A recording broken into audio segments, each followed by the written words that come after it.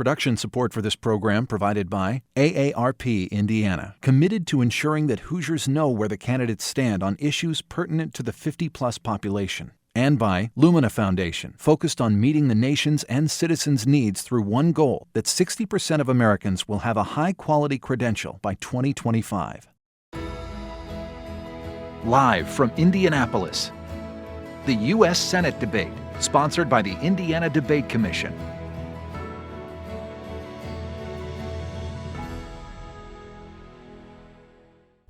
Good evening, and welcome to the Indiana Debate Commission's U.S. Senate debate.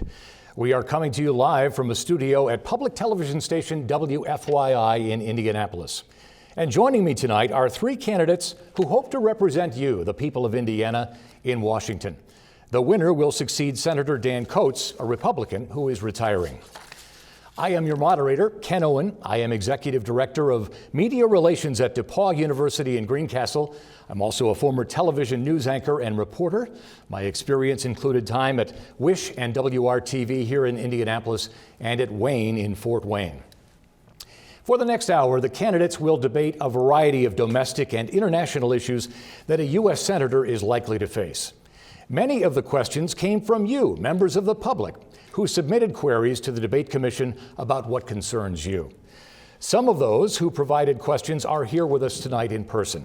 Now, none of the questions that will be asked tonight have been shared in advance with any of the three candidates. With that taken care of, here are our candidates.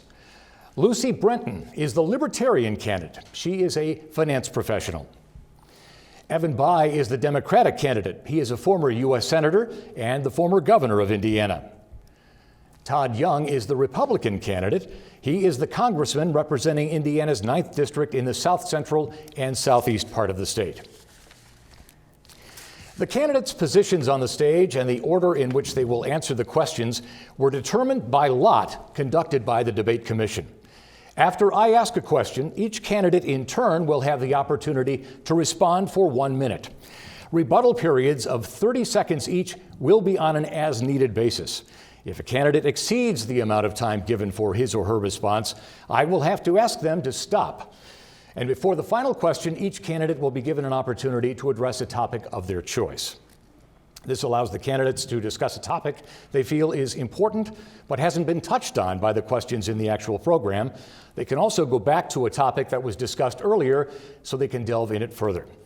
The candidates have agreed to a set of rules which include no props or prepared notes at the podium. At this time, the candidates will have the opportunity to further introduce themselves. We're going to have them make a 1-minute opening statement, starting with Mrs. Brenton. Good evening. I'd like to thank the Indiana Debate Commission, my fellow Hoosiers, and of course, my esteemed opponents. Hi, my name is Lucy Brenton, but you probably don't know who I am because I haven't spent $30 million to win a job that pays under $200,000 a year. But you do know me because I'm a wife, a mother, the daughter of a disabled American veteran, and I'm a Hoosier like you that's really sick and tired of what's going on in our country. You see, special interest groups have hijacked us, and it's time that we send them a new message that Hoosier voters can't be bought. I'm running against Mr. Bayh because he spent too much time in D.C. looking for a lobbying job instead of serving Hoosiers. He's not one of us. And I'm running against Mr. Young because although he talks conservative, when it comes right down to vote, he votes to raise the national debt. But that's okay because as your senator, I will uphold the rule of law so that there is justice for everyone. And I will call for a strong national defense so that we can be safe. I will work to end the debt burden that is facing our grandchildren. Hopefully this evening you will see from me a brighter future for our America. Thank you. Thank you, Mrs. Brenton. Mr. Bayh, your 1-minute opening statement. Thank you, Ken. It's good to be with you, and it's great to have an opportunity to have a conversation with my fellow Hoosiers. I'm pleased to be joined tonight by my wife of 31 years, Susan. Sweetheart, I love you. Now, I know we're going to hear a lot of negative attacks during the course of this evening from Congressman Young, and I'm looking forward to answering those attacks. But first, I want to tell you why I'm running and what together we can do to solve your problems, because that's what this election should really be all about. I'm running to help small businesses get the capital they need to expand and create jobs. I'm running to level the playing field on trade deals so that our jobs won't be shipped to Mexico and China. I'm running to make sure that college is affordable, building on the 21st Century Scholars Program so our kids can afford to go to college like they deserve. I'm running to make sure that Social Security and Medicare are there for you in your golden years to keep that commitment. I will work with Republicans, Democrats, and Libertarians to make progress for you. I'll fight against the extremes of both parties to make progress for you, because making progress for you, helping our families, building a better Indiana and a better America, that's what this election should be all about. Mr. Bayh, thank you. And Mr. Young, your 1-minute opening statement. Thank you. Growing up here in Indiana, my dad used to tell me every day that if I dreamed big, if I worked hard, good things would happen in life. I believed it. I still believe it. Jenny and I want our 4 children to believe it as well. We want for those 4 children what every Hoosier wants: a quality education that turns into a good paying job, that leads to a meaningful career and affordable health care right here in Indiana. Now, my belief in the future took me to the U.S. Naval Academy. It gave meaning to my service in the U.S. Marine Corps, and it served me well in the private economy. I've spent most of my professional life fighting to protect and preserve America's promise, but right now it's under fire. Now, I'm not a career politician. I'm not a lobbyist. I'm a Hoosier. I'm a Marine who wants to put people before politics. At a time when far too many of our career politicians seemingly have forgotten who they work for, where they live, and can't even imagine a cause greater than themselves, I'll always serve a cause greater than myself. This Marine will always serve you. I hope to earn your support. Thank you, Mr. Young. We are now on to our first question of the evening, and as I told you off the top, several of our questions will be presented by voters. And with us tonight is Brian Nellenweg, a teacher from Chesterton. Mr. Nellenweg? To the general public, Congress is seen as an institution that is not working. Republicans and Democrats alike fail to come together in order to address major issues affecting our country. Where in your political career can you point to a time in which you worked with members of the other party to accomplish something meaningful? Mrs. Brenton, we'll begin with you, then Mr. Bayh, then Mr. Young. Thank you for the question. I appreciate that. In fact, I'm a Libertarian, so there has not yet been a political office that I've held. But what I do have is I have 10 children, and I will tell you there is no more peacemaking and crossing the aisles that comes along when you're looking at a fight between a 16-year-old and a 14-year-old. So I'd like to bring that experience to Congress because, quite frankly, sometimes our congressional members act like children, and sometimes they should probably be put in a corner. But without those extremes, it's time that we work together as a family and as a nation for those solutions that will bring us economic prosperity and peace. Mr. Bayh? Ryan, thank you for your question, and thank you for your work with our children. And I'm proud to have been endorsed by Indiana's teachers in this election. Let me give you 2 examples. The first is probably something that's near and dear to your heart. I worked with a Republican state Senate and a Democratic House of Representatives to pass the 21st Century Scholars Program that's enabled 70,000 of our young people to go on and afford a college education. It's good for them. They'll be better employees, better taxpayers, more responsible citizens, but it's also good for all of us when we create a country of opportunity that allows our young people to work hard, do the right thing, and get ahead. That's what we need more of in Washington, D.C. Another example is I work with Senator Collins from Maine, a good Republican, to bring together all of the efforts in our country to fight Alzheimer's. It's a terrible disease that afflicts too many of our families. We added resources, we coordinated those efforts, and I was honored just this last spring to get an award for that. Making it possible for our kids to go to college, fighting Alzheimer's, coming together in a bipartisan way to move this country forward and to grow our economy, that's what this election should be all about. Mr. Young? Thank you for the question. Hoosiers are tired of the empty rhetoric. Throughout my very short political life, I've been able to work across the aisle to get consequential things done. One example would be repealing the 30-hour provision in Obamacare and restoring the 40-hour work week.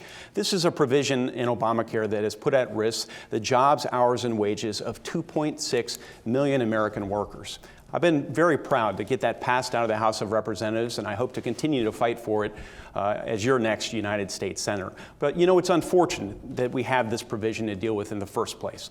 Obamacare never needed to be passed. Hoosiers pleaded with Evan Bayh to vote against Obamacare, but he ignored their wishes. He instead decided, as a D.C. insider, to listen to political interests in Washington, D.C.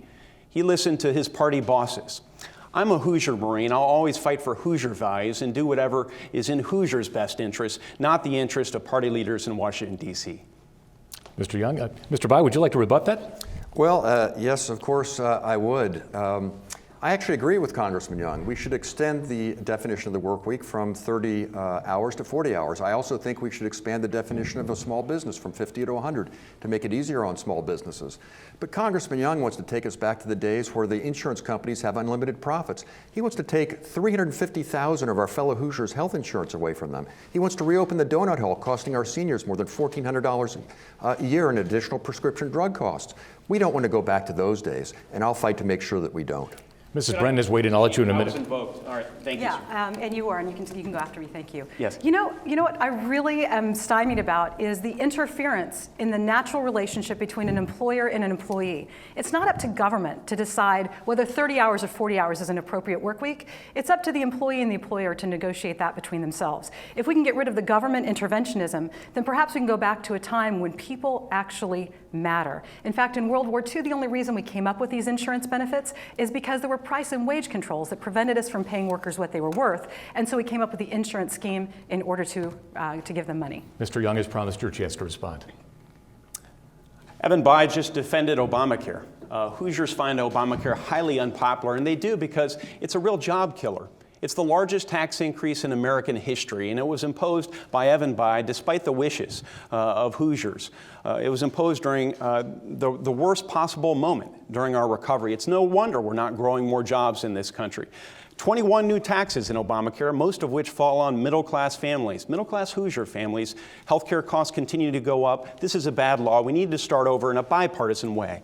This is our first question. I'm going to give you 15 seconds each because I see Mr. Bayh wants to weigh in on this again. Well, 15 seconds. We need to fix the parts of the law that need to be fixed, but Congressman Young wants to take us back to the days when insurance companies could charge women more for their insurance just because they happen to be female. That's not right. He wants to deny health care coverage for 350,000 of our fellow citizens. Governor Pence and I think that shouldn't be done. And he also wants to go back to the days when insurance companies could cancel your policy just because you got sick. I don't think that's a step in the right direction. Mr. Young, and then Ms. Brenton. These are clearly D.C. politician talking points. They bear no resemblance to the reality. What I want to do is work together, Republicans, Democrats, ground up. I want to consult with Hoosiers about the sort of health care program they want to bring down costs, expand access to care to all Americans. Evan Bayh wants to maintain Obamacare and a law that cannot be sustained and is causing way too much harm. Mrs. Brenton. Why are we bickering about what a person should be forced to do? The fact of the matter is Americans deserve to be free. They deserve to be free from the government regulation that comes along with a forced insurance scam. And now a question submitted by a voter to the Debate Commission. We received several questions regarding climate change. Some, as you know, argue that human activities play a key role in climate change, and then others, as you know, say the very notion of climate change is a myth. Where do you stand in the spectrum, and how should the U.S. prioritize its energy sources? Mr. Bayh. Well, I think climate change is real. The question is, what should we do about it? And I think we should do several things. First, we should emphasize renewables like wind and solar, which are expanding across Indiana. That's a good thing. We should emphasize efficiency, retrofitting our homes and businesses so that we can save energy. That's a good thing. We should emphasize clean coal generation, which we have here in Indiana. That would help the Hoosier mining business and also help Hoosier utility rate payers. We should emphasize ethanol, which unfortunately Congressman Young has voted against. But I don't think we should have the cap and trade system, and I don't agree with the Clean Power Plan. That's something that I disagree with Mrs. Clinton on. I think those things would be harmful to Hoosier consumers. So let's go about this the right way. Renewables, efficiency, clean coal, but let's not hurt Indiana businesses or consumers. I would not support that. Mr. Young. Well, this is a global issue. It's not a Hoosier problem. We don't want to wreck our economy trying to deal with it, and Evan Bayh has supported an energy tax in the past. His plan would lead to an increase of $1,700 tax per American household. It would hurt our manufacturers disproportionately. We are the most manufacturing-intensive state in the entire country. We need to stand up for our manufacturing workers. And it would also hurt our farmers. I'm proud that the Indiana Farm Bureau has considered me a friend of farmers, proud to carry that title around. But if we're imposing carbon taxes on our fuel, on our fertilizer, and on other sources, that's going to injure Indiana's economy. So where do these ideas come from? They certainly don't come from Hoosiers themselves. They come from party leaders in Washington, D.C., and special interests like the one that Evan Bayh now works for as a lobbyist and that has enriched him and his family to the tune of millions of dollars. Mrs. Brenton? Thank you. You know, climate change is a sticky subject. It's almost a religion, with people saying that it's there and it's not. The fact of the matter is humans have only been here for a blip in the eons, and I don't have enough data from the last 100 or 200 years to determine whether we're getting colder or warmer. In fact, when I was a child growing up in the 70s, it was the coming ice age. So I say, yes, let's prioritize energy sources, but let's let the free market do it. And most importantly, let's end our dependence on foreign oil. The way that we can do that is allowing commercial hemp growth. Indiana has amazing soil. We could get 3 to 4 harvests of hemp, and that oil, that biodiesel, that's what can save us. It'll save our economy, and it will save it will save the environment. Opportunity for rebuttal, Mr. Bayh. Thank you, Ken. Well, desperate people do desperate things, and clearly Congressman Young is getting pretty desperate. It's not true that I was for cap and trade. I'm against cap and trade. It's not true that I have ever been a lobbyist. Simply not true. But Congressman Young is familiar with lots of them. He's taken $160,000 in campaign contributions from lobbyists, and he's voted with the lobbyists for the big banks to repeal consumer protections. He's voted with the lobbyists for the insurance industry to reopen the donut hole. He's voted with the lobbyists for the tax deductions for carrier that incent shipping our jobs overseas. So if there's a conflict of interest in this election, it's a conflict between Congressman Young's voting record and the best interests of the people of the state of Indiana. Mr. Bayh had a chance. Would you like to rebut? Absolutely. So with respect to the carbon tax, perhaps I can't keep all the taxes you're for straight. You're for 21 separate taxes in Obamacare, most of which hit our middle class during the trough in our economy. It has led to stagnant job creation here in the state of Indiana, and Evan Bayh cast the deciding vote for Obamacare. We would not have Obamacare, ladies and gentlemen, but for Evan Bayh's vote. With respect to being a lobbyist, okay, he's a partner at a lobbying firm. Maybe they pay him $2 million not to lobby. Mrs. Brenton. Can we talk about the carbon tax? I mean, isn't that kind of silly? We're going to give an international organization the right to tax us. You know, maybe I'll become a breatharian and then you can tax me for breathing since I won't be eating. Let's talk about real solutions to problems instead of bickering back and forth. And let's plant commercial hemp. We can fix the nitrogen, we can solve that problem. Thank you. My goal is to give everybody as equal a shot as possible, and we're going to move on to the next question. I know we could stay on that one for a while, but let's turn to a very serious international issue that's been in the news. Under what circumstances should America send additional troops and humanitarian aid to Middle Eastern hotspots such as Iraq and Syria or to Afghanistan? We'll begin with Mr. Young. Well, we ought not be placing artificial limits or timetables. That's one of the things certainly that we've learned in Iraq and Afghanistan on our troops. We need to establish a very clear mission for victory throughout the Middle East. We want to defeat ISIS. We want to remove Assad from power. And I have proposed a resolution calling on our NATO partners to collectively pool our resources, pool our intelligence, and pool our energies to come up with a multilateral strategy to accomplish those couple of things. Now, I can imagine that some of the components to a strategy will involve flying more sorties, loosening the rules of engagement so that we can kill more of the terrorists on the ground, and establishing safe zones to address this humanitarian crisis on the ground rather than leading to a refugee crisis both in Europe and here in the United States. None of this will be accomplished if we continue the Obama-Clinton lead from behind foreign policy. I'm a Marine Corps intelligence officer. I will be vigilant against whomever our next president of the United States is, making sure they have a very clear policy and the U.S. stays engaged in the world. Thank you. Mrs. Brenton. Thank you. I'm glad you asked, because as a mother, what I want is I want my children to grow up in a world that's full of peace. And I don't see that here. In fact, I don't even remember Congress declaring an act of war, and they didn't declare this war, so it seems to be an illegal war, so it should be stopped. The first thing that I recommend, and I would do, is I would stop arming everybody. Can we stop being the world's gun salesman? That would be a good thing to stop being. I want to stop dropping bombs on everybody. We're bombing wedding parties, for goodness sake, and then double tapping and killing the first responders like my brother Adam, who's a fireman. Boy, does that make me mad. What we need is diplomatic action. Somewhere between being the world's policeman and an isolationist, there's got to be somewhere in that range that's better than what we're doing now. humanitarian aid only. People are hurting, real people are starving. Those are the people that we should be helping. So let's not continue these endless foreign wars. Mr. Bayh. Well, Ken, I think it's a good thing that we can agree in a bipartisan manner that we should fight ISIS and defeat global terrorism. We need to continue the offensive that just started in the last 48 hours to retake Mosul, to deny them their safe space in Iraq. Our special forces in Syria should work with the Kurds and the Turks to retake Raqqa, to deny them their safe spaces in Syria from which they can launch attacks against us. We need to empower our intelligence services, and I've been pleased to work for the last 6 years as an advisor to the CIA to make sure that we can combat ISIS abroad so they can't attack us at home. We need to empower our Department of Homeland Security and our FBI so that they can find lone wolf attackers here at home before they have a chance to strike. But most of all, what we need to do to combat the scourge of global terrorism is to win the war of ideas. Because simply put, we are better than our adversaries. We stand for freedom. They stand for despotism. We stand for the right to worship God, to elect our officials, and to speak our minds as we see fit. And I think if we stand for those things and those principles, then in the long run we will triumph over our adversaries who stand for beheadings and terrorism. Are we okay to move on to the next question? I saw a couple of people fidget. Yes, please. Mrs. Brenton, go ahead. Yeah, She actually moved first. I would love to rebut if that's okay. Please. You know, that was really impressive, Mr. Bayh. I'm always shocked when people are talking about, you know, this faction and that faction, but the faction we're arming today is the one that tomorrow is going to turn around and point their guns, the ones that we gave them, at our troops. And our sons and daughters are dying, and that's just not right. So it's time to stop the killing. Mr. Young.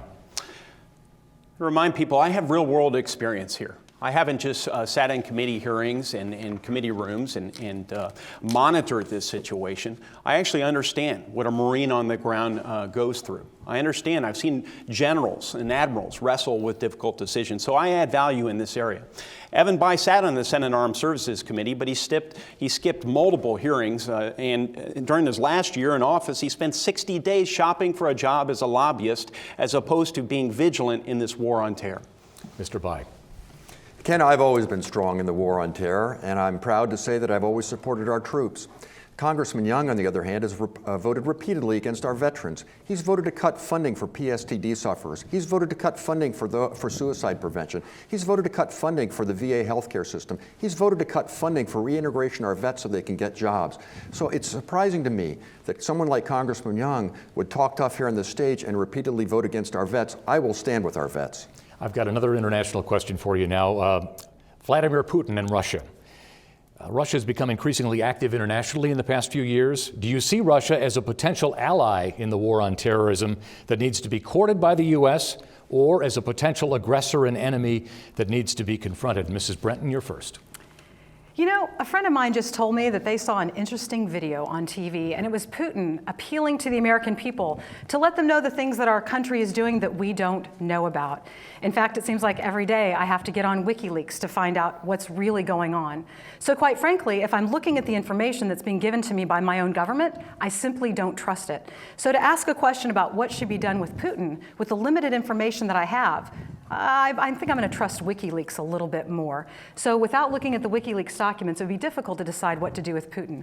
But I'm always in favor of making friends. And I think the best way to make friends is by making economic alliances, free trade, fair trade. When you're trading with somebody, when you're looking them in the eye and you're making those types of relationships, it's very difficult to go drop bombs on them. Mr. Bayh. Well, Ken, Vladimir Putin is a tyrant, and he's deeply hostile to the United States. The only thing the man understands is power, and so we have to push back. We have to push back and impose more economic sanctions for his aggression in the Ukraine. I agree with Secretary Kerry there should be war crimes trials to bring those responsible in Syria and in Russia to account for the crimes that they are committing inside Syria. I think that we should encourage the Europeans to develop their natural gas exports, which would make them more independent from the Russian natural gas. But above all, we need to work with our allies to make sure that Vladimir Putin knows that we will stand strong and united against an aggressive Russia. Make no mistake. Oh, and the final thing, Ken, these reports that Russia is seeking to meddle in our domestic elections, this is deeply disturbing. There should be a consequence for that. We should take cyber actions against the financial interests of those in charge in Moscow. We cannot let the Russians commit crimes in Syria, Iraq, or meddle in our elections. Mr. Young. This is clearly why we need a change. We need a change with respect to our lead from behind Obama-Clinton foreign policy. It's inviting aggression from dictators like Vladimir Putin, and he's not done. It's the Ukraine, it's the Crimea, it's Syria. The Baltic states certainly are now being threatened. So this is a object lesson in why we cannot lead from behind. We have to stay engaged in the world. It's something I learned at the Naval Academy. It's something I learned in the U.S. Marine Corps. Only strong nations can consistently form alliances, deter aggression, and when necessary, win wars, though we have to be very careful about where and when we engage. I support further sanctions. I support working together multilaterally with our allies and partners in various regions around the world wherever possible, pooling our resources. We need some people with on-the-ground experience, not just people, professional politicians who have sat in committee hearings or D.C. lobbyists like Evan Bayh. Mrs. Brenton wishes to rebut. Yes, thank you. You know, I wish we'd just stop talking about dropping bombs. I was born in 1971, and yet we've been at war my entire life. This is unacceptable. You've got Putin, who was the KGB, but George Sr., he was CIA. So what do? We have a whole bunch of spooks running our country. I think it's time we have a real person running their country, like maybe a mom. And as far as the elections go, everybody knows that GEMS, G-E-M-S, and Diebold can actually control and thwart our elections. Look that up on Google, G-E-M-S, Diebold. Would anybody else like to weigh in? We're going to move on to our next voter question in the studio. As I mentioned, we have several voters with us here tonight. The next question will be asked by Alexa Griffith, a parent from Noblesville, and she is here with us in the studio. Thank you. What do you think needs to be done, if anything, to make it more difficult for dangerous people to get their hands on guns in Indiana? And will you work to require background checks on all gun sales? We'll begin with Mr. Bayh. Alexis, thank you for your question. It's a good one. Well, let me begin by saying I support the Second Amendment. I think our sportsmen, our hunters, and people who seek security in their own homes have a right to own firearms. I believe that. But I also think it's deeply wrong for those who've been identified as terrorists, known terrorists who are deemed to be so dangerous that they can't even get on an airplane. I don't think that we should be selling guns to them. And I also agree with the gist of your question that violent felons, people who have actually been convicted in a court of law of committing acts of violence and felonies, we should have background checks to make sure that they don't have access to firearms. So we need to strike the right balance here. Yes, protect the right, the Second Amendment right to own firearms. That's something I believe in very strongly. But don't let people who have been terrorists get their hands on weapons. That's something Congressman Young has voted repeatedly. For those who are on the actually no-fly list, we won't let them on airplanes, but he wants them to have guns. I just think that doesn't make sense. Mr. Young, the floor is yours. Well, Hoosiers can count on me to protect their gun rights, most certainly. It's enshrined in our Constitution. Our Supreme Court has been quite clear. But you know, every right has its limitations, and we should ensure that no one who is mentally ill gets access to a firearm. I've worked very hard in Congress supporting legislation to divert funding from other programs into those programs that are evidence-based and will keep a mental illness from becoming a public safety crisis. I've supported funding for more psychiatric beds to care for those who actually need help so that they too don't get access to firearms. So that's one bipartisan constructive thing we can do. One of the things I won't do, and one of the things at stake right here in this election, is not just control the United States Senate, but conceivably control the U.S. Supreme Court. Every time Evan Bayh's had a chance, he's voted for President Obama's nominees for the U.S. Supreme Court. He's voted against President Bush's more conservative nominees who ground their decisions in the actual text of the Constitution as opposed to legislating from the bench. Your gun rights will be jeopardized should Evan Bayh become the next U.S. Senator for Indiana. Mrs. Brenton. Thank you. Your gun rights are safe for me. I'm a strict constitutionalist and a constructionist. And one thing that I've learned is I don't just support the Second Amendment, I live it. I have a carry license here in Indiana. And it kind of bugs me for Mr. Young to say that every right has its limitations. You know, if somebody hasn't done anything wrong, then why are we preemptively charging them with a thought crime as if they can't do something? Our rights are given to us, and they're natural. They're given by our Creator. They should not be limited in that way. Now, as far as a no-fly zone airplane watch list, are you kidding me? I mean, my goodness, we are the epitome of political punishment. So many people, even Cat Stevens, the pacifist, was on a no-fly list. We wouldn't give him a gun. I'll tell you who I'm in favor of for background checks. The people that we're arming overseas, who end up with those guns that we sell them, $110 billion worth, that are now pointed right back at your moms, your dads, and people serving in the military. It's time to put them on the list and stop selling guns abroad. We should not be the world's largest arms dealer. Mr. Bayh wishes to rebut. Well, Ken, it's just not true what Congressman Young was saying. I support your Second Amendment rights to bear arms, and unless you are a known terrorist, have been convicted in a crime of a violent felony, or have been adjudicated to be insane, you've got no trouble from me. Mr. Young, would you like to weigh in? I proudly bear an A+ rating from the NRA, but the NRA and so many other responsible stakeholders will indicate that the tragedies that occur in my wife's hometown of Paoli, Indiana, our current home of Bloomington, Indiana, those that have occurred right here in Indianapolis, Indiana, and other large cities across the state are completely unacceptable, and so many of those are committed by people who are mentally ill. We ought not be providing firearms to the mentally ill. I will be a constructive, bipartisan voice in Congress and make sure we actually get things done on this front. Mrs. Brenton, your opportunity. Every time I bought a handgun, I passed a background check. And it was easy for me because I don't have any of those problems. But I'll tell you, we need to have a real discussion about mental illness in this country. Because if you look at every single one of the school shooters, they were all on SSRIs. They were on Paxil, Prozac, Zoloft. The real problem in this country is pharmaceuticals that are harming people's brains and causing them to commit these acts of atrocity. Eli Lilly is famous for this with Prozac, if I can pick on them for just a minute, and creating settlements with the families of those homicides and suicides. On to a domestic question. Social Security. Is action needed to update the program so it's financially sound and provides adequate income for current and future generations? And if you say yes to that question, what would you do if elected? Mr. Young, you're first. I'm so happy to have this question. Let me be very, very clear. We must keep our promise to all of our seniors. This is an earned benefit that our senior citizens pay into. So what I have proposed is absolutely no changes whatsoever for our current seniors and those approaching retirement, say 55 or older. But the program, according to President Obama's own actuaries, is unsustainable after 18 years. That means there's not enough money coming in payroll taxes to pay out all the benefits. So, you know, I'm in my early 40s. I'm prepared to work another couple of months to make this program sustainable. My record is different than Evan Bayh's. He's voted 4 times to increase taxes on Social Security benefits. He's voted to give Social Security benefits, your earned benefits, to illegal immigrants. He's also, to throw one more thing in there, he voted for Obamacare. We wouldn't have it except for Evan Bayh, and Obamacare cuts $700 billion from the Medicare program that is so important to our seniors. If you want someone who will fight for Hoosier values, vote for a Hoosier Marine who's connected to the state as opposed to a D.C. lobbyist who will listen to his party leaders when he casts these decisions so that they can help grow big government by using your Social Security dollars. Mrs. Brenton. I haven't thanked you yet for your service, Mr. Young. I do want to thank you for your service in the Marine Corps. I really appreciate it. And I don't mean any disrespect by this. Privilege. But I have been in the Mom Corps for 25 years. And what I teach my children is to speak the truth. And the first truth that we must speak is that when you run out of money, you stop digging a hole and you stop spending.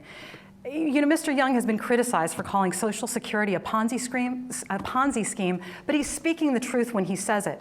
New workers coming in are paying for the old workers. Do you really believe the myth that there's some magical trust fund where this money's coming from? No, you can't, because we've been stolen from by inflation and by deflation. You see, in 1913, we got the Federal Reserve Act. It ended our opportunity to have an honest money system. Because we don't have an honest money system, the box of groceries that cost you a single dollar bill in 1913 takes $20. And until we get back to an honest money system, we can't fix Social Security or anything else for that matter. We're going to move on to the next segment of our program. Please, I didn't see you. Well, thank you. Well, Congressman Young has told so many whoppers here tonight, it's hard to keep track. It's not true that I voted to increase taxes on Social Security benefits. Just not true. It's not true that I voted to give Social Security benefits to illegal immigrants. That's been fact-checked multiple times and been determined to just be flat-out false. He talks about the $700 billion. Those were profits for the insurance industry. Profits for the insurance industry. You know, he's voted repeatedly. He wants to privatize Social Security. turned it over to Wall Street. He actually called Medicare, quote, welfare. Welfare. We painted that system. It's not welfare. We shouldn't balance the budget or the Social Security situation on the backs of our seniors. He's voted to increase their premiums an average of $6,000 a year. Now, how are Hoosier seniors going to make ends meet doing that? He's voted to reopen the donut hole. $1,400 a year for our seniors more in prescription drug costs. That's just not right. So let's grapple with the problem of Social Security and Medicare, but let's not balance it on the backs of Hoosier seniors by making their lives more difficult. Mr. Young, your opportunity. These are the words of a DC politician, a career politician, spewing out talking points with very little veracity. He spent 30 years in public life. He's had his opportunity to help make Social Security sustainable for my generation, for my 4 young children, and I want to keep it around. He hasn't done anything. He passed 2 bills in 12 years as a United States Senator, not known as a highly prolific professional here. You know, he's all talk. He spent our money. He spent our Social Security money on everything but Social Security, stimulus, Obamacare, things that Hoosiers don't want. That's the record of a DC insider, not a Hoosier Marine that will fight for your values. I'm going to let Mrs. Brenton respond because you wanted to. Then he mentioned your record. You get a chance, Mr. Bayh. You know, what we're talking about here is the fact that there were people that were put into a Ponzi scheme. They are victims, no less than Bernie Madoff. My own father received Social Security, and he is a victim having paid into it just like anyone else. But when you have something that's wrong, you don't continue doing what's wrong. You man up and you do what's right. And what's right is to pay off the people who are in the Social Security system now until their benefits run out, and then sunset that program. Don't enslave my grandchildren for you. Mr. Bayh, a brief rebuttal. Sure, Ken. Last time I checked, Congressman Young is in Congress. So if you don't like Congress, then maybe you shouldn't vote for Congressman Young. But he mentioned my record and all the terrible things he alleges I've done. Well, let me tell you, I was proud to work with Dick Lugar to help the auto industry, saving 100,000 auto jobs across the state. Congressman Young said, let them go belly up. We don't do that to our fellow Hoosiers. I'm going to fight to end the tax loophole that promotes shipping our jobs overseas from companies like Carrier. Congressman Young has voted repeatedly for that tax cut for businesses to ship our jobs to Mexico and China. That's not the kind of representation we need in the United States Senate. We're going to move forward now, folks. We've come to the segment in which the candidates can speak on a topic of their choice. We're going to arrange it so that the candidate who went last time, which is Mr. Bayh, will go first this time and talk for up to 1 minute. I've had to scribble my notes here because we've been moving around. Mrs. Brenton will go with a follow-up on that same topic for a maximum of 2 minutes, and then Mr. Young will have 2 minutes. If you're keeping score at home and your scorecard's still clean, you're doing better than I am. And then we'll close out that topic with up to 1 minute of rebuttal, and I've got to keep this straight. The other 2 candidates will then have the same opportunity to speak on a topic of their choice following the rotation I just attempted to describe. So, as I promised, Mr. Bayh, the floor is yours with a topic of your choice. Well, thank you, Ken. I'd like to talk about growing our economy, and I'd like to talk about trade. My top priority is expanding Hoosier business, creating good jobs, and helping wages rise. We've got to have a level playing field when it comes to trade in order to get that job done. And all too often, that's just not the case. I visited recently with the Edsel Company up in Lake County. They just lost a contract because China is illegally importing into our country products at below the cost of production. That's got to stop. I was at a Dow AgroScience here in Indianapolis not long ago. They can't even export their products into China because of illegal trade barriers. I've talked to too many Hoosier businesses that are losing jobs and losing business because of illegal currency manipulation or intellectual property theft. Those kind of things have to stop. And what also has to stop is the tax deduction for companies like Carrier that ship our jobs overseas. It's not right. I met with those workers recently, TJ and the others. They're losing everything. How does Congressman Young explain that he wants to keep that tax break for shipping their jobs to Mexico at a time when they're trying to make ends meet? It's just not right. Mrs. Brenton, you now have up to 2 minutes to talk about trade. Thank you. You know, it's so hard to listen to people banter back and forth because what they're really saying is, how can I, once I'm in Congress, slice off a little bit of a pie for my constituents? When you've spent $30 million on a race, those people expect a return on their investment.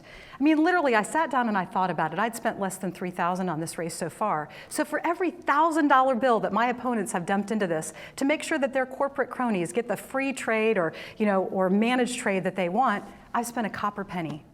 A $1,000 bill versus a copper penny. If you want efficiency in government, then you should look to somebody from the Mom Corps who's actually had to balance a budget, who couldn't go off and do deficit spending. You know, you want to talk about illegal currency manipulation? We're just mad because BRIC got together, Brazil, Russia, India, and China, to go around us in our petrodollar status. Maybe you don't know it, but when people are buying oil, we're making money off of it, unless our, sometimes ally China is off doing their own thing. You really don't know what's going on until you do a little bit of research. So what I would like for you to do is I'd like you to, as Americans, to think about where our monetary system has been. The reason our economy stagnates, the reason we have a bubble and then a bust, is because we don't have an honest money system. The very foundation of our economy is rotten. And the one thing that I learned from flipping houses is that you have to have a strong foundation. Anything that you put on top of that, window dressing, smiling senators, it doesn't matter. Because if your foundation is corrupt, and I must tell you, our foundation is corrupt, you've got that. You want business to flood into this country? Set the corporate income tax to 0. Give corporations certainty about our tax laws. That's how you stimulate an economy. They will come in droves, it will level the playing field, and then make sure that you hold them to strict accountability so that they don't pollute. Thank you. Mr. Young, up to 2 minutes on trade and jobs. Sure. I support good trade deals. Trade is indeed about jobs. I support those that actually create jobs. I oppose deals that do the opposite, that will destroy our jobs and lead to lower household incomes. And when it comes to existing trade deals, I think we need to revisit those that are no longer working, work with our partners to make sure that those now work for Hoosiers. We need to strongly enforce existing trade deals. But one of the things that I will never do, and Evan Bayh did do, is vote to unleash a flood of outsourcing to China. A flood of outsourcing to China. That's not consistent with Hoosier values, so I'm wondering where Evan might have heard it. Perhaps he heard it from the D.C. insiders who he befriends, his neighbors in D.C. where he lives. Perhaps his clients, now his lobbying clients, they were people who prevailed upon him when he was a United States Senator and encouraged him to unleash a flood of outsourcing to China. I don't know, but there are other things we need to grow our economy as well. We need to simplify our tax code. We need to stop overtaxing made in America products where we effectively double tax our manufacturing goods. We have a proposal, I've thrown myself into a tax reform effort. We have a proposal to do just that. I think we need to simplify our code for our small businesses so that they're not disadvantaged as compared to our large corporations who bear so much influence in Washington, D.C. I think most of our individual payers should be able to file on the size of a postcard, and let's create a new, lower small business rate, because 2 out of every 3 jobs is created by small businesses. But perhaps the most important thing we can do is to remove the largest tax increase in American history. It's Obamacare. And we wouldn't have Obamacare if Evan Bayh didn't cast a deciding vote against the interest of Hoosiers, and in a very partisan way. He didn't invite Republican ideas in. There were no Republicans that supported this legislation. So we can hold Evan Bayh accountable in this election for his deciding vote for Obamacare, which is hurting jobs so much. It's a millstone around our economy. And Mrs. Brenton, now we're to the second phase of our Lincoln-Douglas debate style. If you would give us 2 minutes on a topic of your choice, and we'll go round robin again. Thanks so much. I really appreciate that. I'll tell you what, I've grown up in Indiana. I'm a native Hoosier. I graduated from Northwest High School on the west side, but I went to Broad Ripple High School for ballet. So I've been all around the city, and I've planted my roots here, and I've stayed here. There's one thing, though, that has really always caught my heart, and that's our farmers. Our farmers need economic prosperity, and they need it without dumping tons and tons of chemicals into our soil. In fact, what I would say is if our farmers want a cash crop, and I mean a cash crop, commercial hemp is the way to go. You can make a rope with it. In fact, may I submit to you that it would end our dependence on foreign oil, and that's the very reason we're not growing it right now, because these 2 gentlemen to my left are paid for and receive money from the oil industry. If you could only look at opensecrets.org, you would see exactly where their money comes from and know that they're here to do a job for the people that have paid them, and that's why you're denied commercial hemp.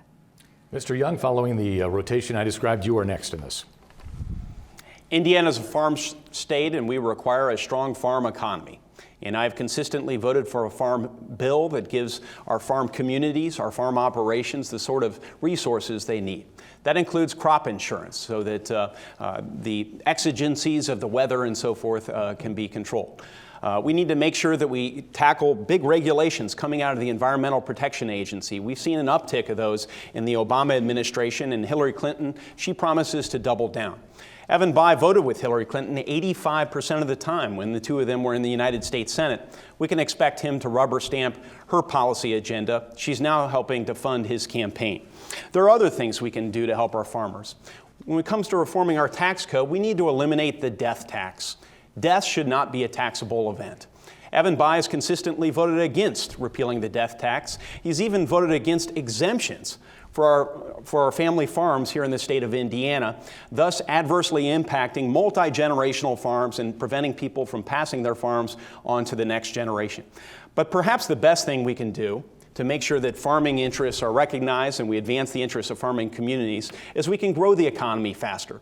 That gets back to regulatory reform.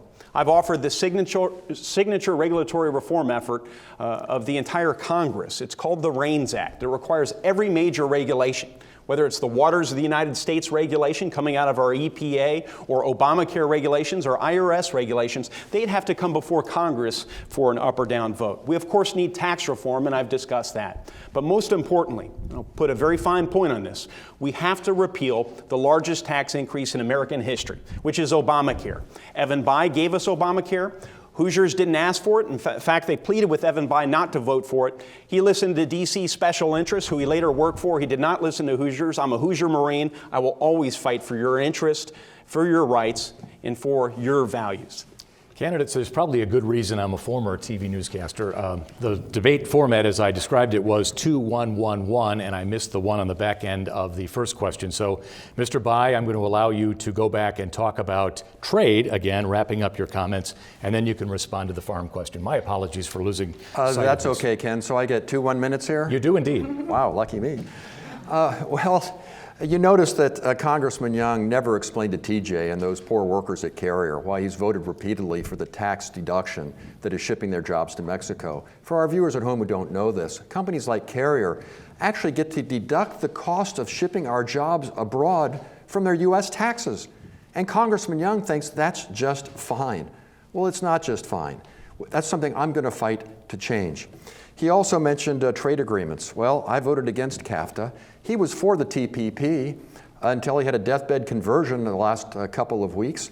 When the election, he saw which way the political winds were blowing. I'm going to get tough on trade by standing up against illegal subsidies that affect companies like Edsel, intellectual property theft. We've got to do more about that. And we've also got to make sure that we stop China and other countries from engaging in illegal currency manipulation. So one final thing, Ken, there are just so many charges flying around here tonight. You've given me 1 minute? I thought I only had 1 minute. Oh, well. You had 1 and 1. And then Mrs. Brenton gets to wrap up her summary, and then we go back to you for 2-1-1-1. So my 1 minute now is with regard to what Lucy was saying? Okay. Don't ask me again, I may change. Very good. You All got right. it. Thank you, Lucy. Okay, well, look, first I'd like to thank Lucy for raising the topic of what we can do to help rural Indiana. I think that's absolutely right. I'm for broadband expansion into our small towns and rural communities. I think that would be good. I'm for more research into better crops. I think that that would be good. I support Indiana ethanol. That's good for our corn growers, even though Congressman Young has voted against that. So I think we need, I'm actually going to shock all of you and say I agree with something that Congressman Young just said. We've had too many rules and regulations that are making it harder for Indiana's farmers. I think we need a timeout on all that sort of thing. So I don't support that. But you know, Congressman Young just lobs all these false allegations around. It's just flat out not true that I am for the death tax. I vote against the death tax. As a matter of fact, I disagree with Hillary Clinton on that. I'm for repealing the death tax. Congressman Young has voted with the lobbyists for the big banks, the insurance companies, companies like Carrier. I have consistently voted for Hoosier interests, and I always will. Mrs. Brenton, your 1 minute to summarize. Thank you. We need to stop playing political football with our farmers' lives, whether it's through farm subsidies or deciding which crop is a winner and which crop is a loser, depending upon who it is that's contributing to your campaign. That's what we need to stop. And so what I would like to see is I would like to see across-the-board legalization of commercial hemp so that our farmers can be free to innovate a crop that fixes nitrogen, can end our dependence on foreign oil, and of course replace a lot of the cotton paper deforestation that we see. And second of all, if our taxes and regulations were not driving businesses out of this country, then we wouldn't be seeing them fleeing to Mexico. The reason that they do is because there's a lack of certainty in our tax code. You see, you have to contribute to political campaigns in order to get the loophole later that you can drive a truck through. Let's end that political campaign contribution as it's linked to what happens in Washington, D.C. A 0% income tax rate on our corporations would level that playing field, and countries around the world would find that they're losing business to us. Mr. Young, your 2-minute topic. Well, thank you so much. Obamacare has been an absolute job killer. It's been a disaster for this economy, and it's hurt so many Americans. You know, premiums are going up so high, up to 41% here in the state of Indiana. Deductibles are so high, even if people have insurance through Obamacare, it's so frequent that they can't use insurance. 200,000 people have had their policies canceled. This is the largest tax increase in American history, and it's really a millstone around our economy. But you know, perhaps you need to spend a little more time in Indiana, as I have, to see the real impact of Obamacare. You know, I think of Tara up in Mishawaka. I think of Lori in Lebanon. Lori's she is a waitress. Her husband is a truck driver who has had some health problems. He can no longer drive his truck. Their Obamacare premium was $26 a month originally. They thought, hey, great deal. Then it was $343 a month the next year. Most recently, it's been $1,100 a month. They are taking the penalty. They no longer have insurance. There's a real human cost to Evan Bayh's deciding vote for Obamacare right here in Indiana. So we have to repeal it and replace it with a bipartisan law that works for everyone. Thank you. Mr. Bayh, you have a minute. Well, there's a real human cost to what Congressman Young wants to do. He wants to take insurance away from 350,000 of our fellow Hoosiers. This is something that Governor Pence did that I agree with, that Congressman Young wants to undo. That would not only be bad for those people because they will no longer have health care, that's going to mean that their costs of being cared for will be shifted onto all the rest of us, forcing premiums up. There's also a real cost to what human cost to what Congressman Young wants to do, making it possible for insurance companies to charge women more for their health insurance than men, just because they happen to be female. There's also a real human cost to Congressman Young wanting to lift the cap that we put in place in insurance company profits so they can charge you whatever they want. Unlimited profits, unlimited premium increases. That's just not right. There's also a real human cost to our seniors at home. Congressman Young wants to reopen the donut hole, forcing Hoosier seniors, our parents and grandparents, to spend $1,400 a year more on prescription drugs. Those are real people who are being hurt in real ways by what will be hurt in real ways if Congressman Young is able to do what he wants to do in the United States Senate. Now, as I said before, what we need to do is fix the parts of the law that need to be fixed and keep those that are working well. We need to help small businesses by increasing the definition of a work week to 40 hours a week. We need to lift the cap on small businesses from 50 to 100 people. We need to help those who are in the individual marketplace have lower costs for their health insurance by having competition across state lines and having more transparency so that you can shop for your services and get the lowest cost option. Those are the kind of things that we need to do, not harm people, not harm seniors, not drive premiums up the way Congressman Young wants to do. Mrs. Brenton, the floor is now yours. Thank you. Mr. Young, Mr. Bayh, you've both spent time in Washington, D.C. So much time, in fact, that I'm afraid it's turned you to the dark side. In fact, what I mean by that is, why are we discussing programs that people are forced to buy? Let the free market work. We're arguing over Obamacare and how much people's premiums increased. Why aren't we discussing why the government is forcing through taxation people to buy a product they don't want or need? I'm a woman. I have birthed 10 beautiful children, 7 girls and 3 boys. You should charge me more because I'm more likely to use you and it might be more expensive. But if the free market were opened, if I could negotiate with a healthcare company to have the coverage that I want instead of that forced and shoved down my throat by the government, then instead of having a $15,200 cost for birth number 8 at the hospital, I could have had that $5,000 home birth cost paid for by my health insurance instead. In fact, the only thing that I can say to the American people and to Hoosiers, these are not the senators you're looking for. Mr. Young, you get a chance to wrap up. You know, Clearly, Evan Bayh has become a creature of Washington. He's left us. He really doesn't get it. This is not just about Obamacare. This is how Evan Bayh handled the situation. He voted against Hoosiers. Hoosiers pleaded with him to vote against this law. It was a partisan law. It didn't invite Republican input or Republican ideas. We've got a lot of good ideas, and the reason we've had a policy war in this country is because there's no consensus on the front end. But that's not it. He then left us with higher health care costs. What did you do, Evan? What did you do, Evan, after that? You took the money and ran.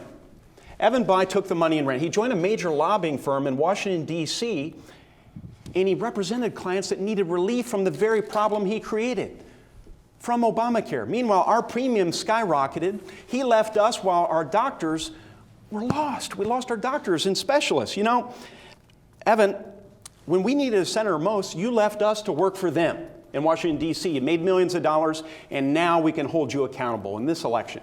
And we need to hold Evan Bayh accountable. We are now at our final question of the night. I wish I could give you a rebuttal. Evan, we're really literally out of time. Well, he's just flat out wrong in what he just said, and he's voted with the lobbyists and the get special online tonight and read about the down the candidates. line with the banks, with we the have insurance 30 companies. seconds for each of you to answer this basic question, and you start, Mr. Young. Why would voters conclude you would be the best candidate to represent them in Washington? First, Mr. Young. After 8 years of the failed Obama-Clinton policies, which, make no mistake, will resemble the Clinton-Bayh policies, Americans are left with debt, doubt, despair, and a broken healthcare system. We need more common sense Hoosier conservatism in Washington, D.C. We need more Indiana and Washington, less Washington in Indiana. I know everyone's tired of career politicians. You may just want a clean house. Some of you may think, I just want to send in the Marines. Well, you can send in one. Let's together put people before politics. I humbly ask for your vote.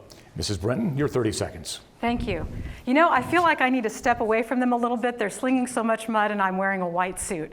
But let me tell you this. Both of these gentlemen have voted for things where they say businesses were too big to fail and the taxpayers had to bail them out. You know what I say? I say we're too small to drown. Stop bailing out businesses, stop bailing out your cronies, and bail us out instead. Let us keep our taxpayer money in our pocket. You can send in a mom. Mr. Bayh, finally. Well, thank you very much, Ken. And I'm running for the United States Senate to try and help Hoosiers and Hoosier families solve the challenges that they face. I'm running to help create good jobs with higher wages for our small businesses. I want fair trade deals that won't send jobs from Carrier to Mexico and that sort of thing. I'm running to make college more affordable, building on the 21st Century Scholars Program that's helped to send 70,000 of our young people to college, even though Congressman Young has voted to cut their Pell Grants and to raise their interest rates. I'm voting to work with Democrats and Republicans and even Libertarians to do what's right to help you, because that's what this election should be all about. Candidates, thank you all for being here tonight. We apologize. We have a hard out for the stations around the state, so we're going to say goodnight. Thanks to all of you for watching and listening around the state. We want to give a special word of appreciation to WFYI for producing and hosting the program tonight, and to the League of Women Voters for helping to keep the time clock, which has been very important. A reminder to all of you out there, you can still submit questions for the candidates in our last gubernatorial debate. It's set for October 25th at the University of Southern Indiana in Evansville. You can do that by going to the Debate Commission's website. It's indianadebatecommission.com. I'm Ken Owen. On behalf of the Indiana Debate Commission, from all of us here, have a great night.